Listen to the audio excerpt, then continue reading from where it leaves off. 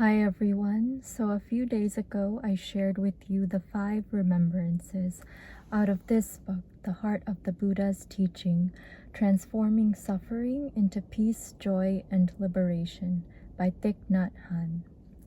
And today I wanted to share with you a few more paragraphs talking about a similar concept which was covered within the 5 remembrances, and that concept is the concept of impermanence.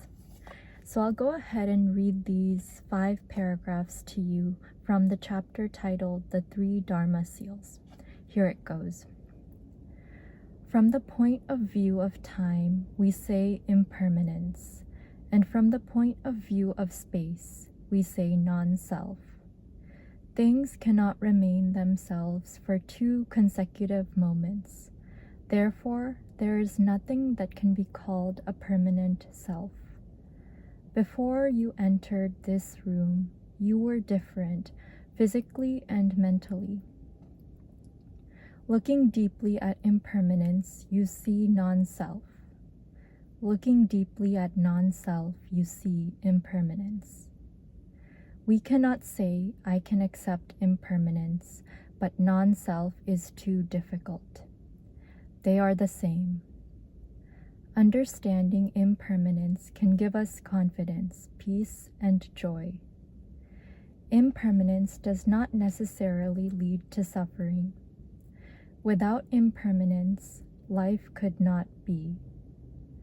Without impermanence, your daughter could not grow up into a beautiful young lady. Without impermanence, oppressive political regimes would never change. We think impermanence makes us suffer. The Buddha gave the example of a dog that was hit by a stone and got angry at the stone. It is not impermanence that makes us suffer. What makes us suffer is wanting things to be permanent when they are not. We need to learn to appreciate the value of impermanence. If we are in good health and are aware of impermanence, we will take good care of ourselves. When we know that the person we love is impermanent, we will cherish our beloved all the more.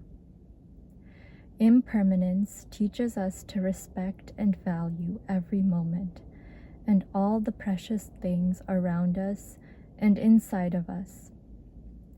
When we practice mindfulness of impermanence, we become fresher and more loving. Looking deeply can become a way of life. We can practice conscious breathing to help us be in touch with things and to look deeply at their impermanent nature. This practice will keep us from complaining that everything is impermanent and therefore not worth living for. Impermanence is what makes transformation possible.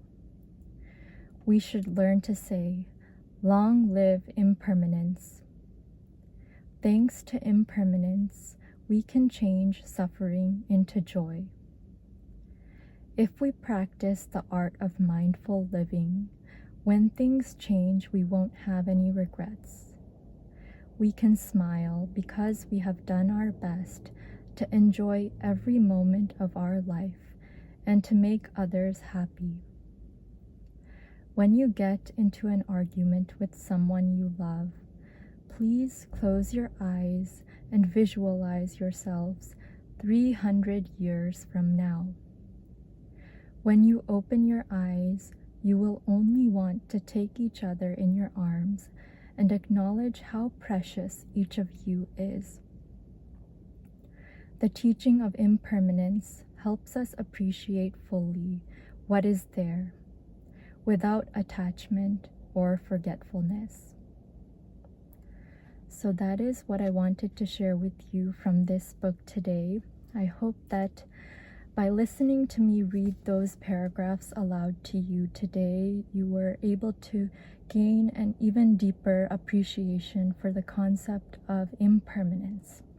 and to see the concept of impermanence in a positive light, and to understand why it is such a beautiful thing that things are impermanent. Thank you so much for taking the time to listen to and/or watch my video today.